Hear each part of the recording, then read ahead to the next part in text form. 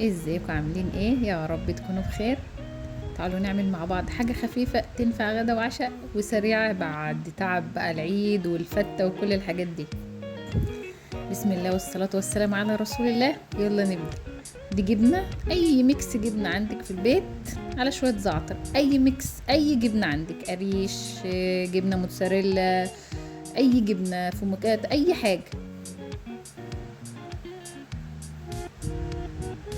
ودي شوية لحمة صغننين خالص، ما كانوش يعني، كانوا عندي في التلاجة وحطيت عليهم جبنة موتزاريلا. وقلبي بقى واعملي لهم احلى غدا سريع او احلى عشاء سريع برضه. ومعانا لفة جلاش وشوية زبدة انا مسيحاهم في الميكرويف.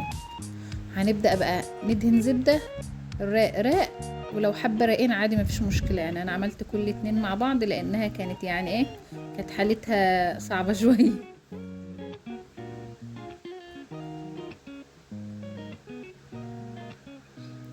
هي كانت نص كيلو جلاش، انا هعمله دلوقتي على مرتين اتنين، يعني ربع وربع.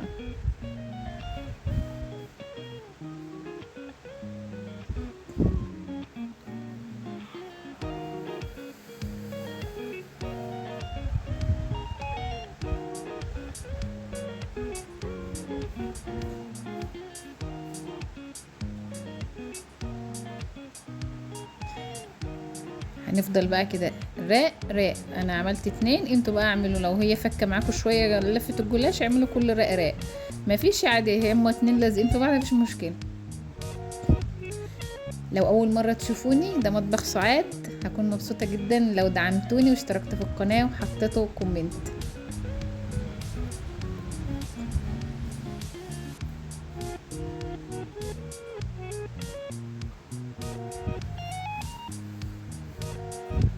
اول واحده هنعملها باللحمه المفرومه والموتزاريلا، وهوريكم دلوقتي هنعملها بشكل عامل ازاي. تغيير برضو مش ضروري، يعني العادة بتاعتنا نفرد ونحط حاجة جديدة.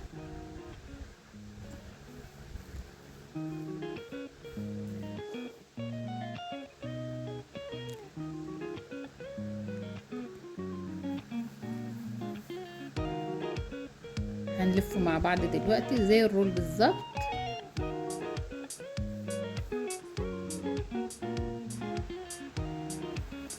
حاول يكون يعني ايه عريض شوية، علشان ايه اما تيجي تقطعيه يبقى الشرايح ماسكة نفسها. كده عملنا ربع ربع كيلو، هي نص، يبقى كده عملنا ربع ولسه ربع التاني هنعمله برضو فردناه نفس الطريقة. زبدة،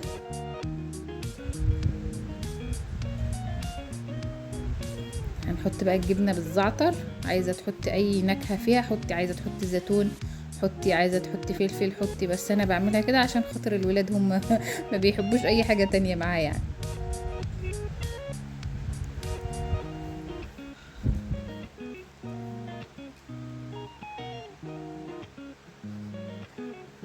ونلفه برضو رول زي التاني. حاولوا تضغطوا عليه من الحرف شوية عشان ما يطلعش اي حشو من جواه. وبكده خلصنا، لا نفرد رق راق ولا نحط فوق ولا طبقة تحت ولا اي حاجة، وهيحبوه جدا وبيبقى طالع مقرمش من الفرن ولذيذ، جربوه بس هيعجبكم. هندهنه بقى وشه بصفار بيضة، شوية فلفل اسمر بس.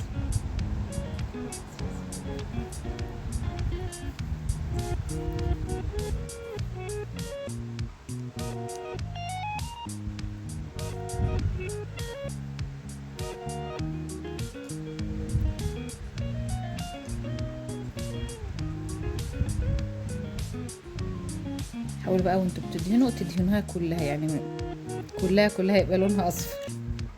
ما تخافوش، هو ولا مش بيعمل، يعني انا كنت الاول مش بحب ادهن بصفار البيض لان كنت بخاف لا يبقى الحاجه ريحتها زفره، بس جربوه بصراحه ما فيش اي ريحه.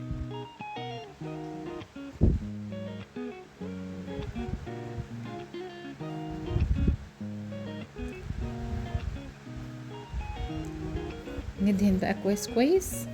لو عندك بقى شويه سمسم صغيرين كده رشيهم عليه. حبة حبة البركة حطي، حبة اي حاجة بتحبيها على وش المعجنات بتاعتك مفيش مشكلة حطي منها.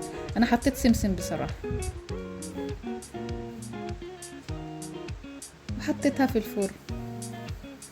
طعمها تحفة وجميلة جدا. بس في حاجة عايزة اقول لكم عليها، ما تقطعوهاش وهي سخنة، يعني حاولوا تستنوا عليها لما تهدى شوية، عشان انا قطعتها وهي سخنة حسيت يعني ايه، يعني كانت مش عارفة امسكها حتى يعني.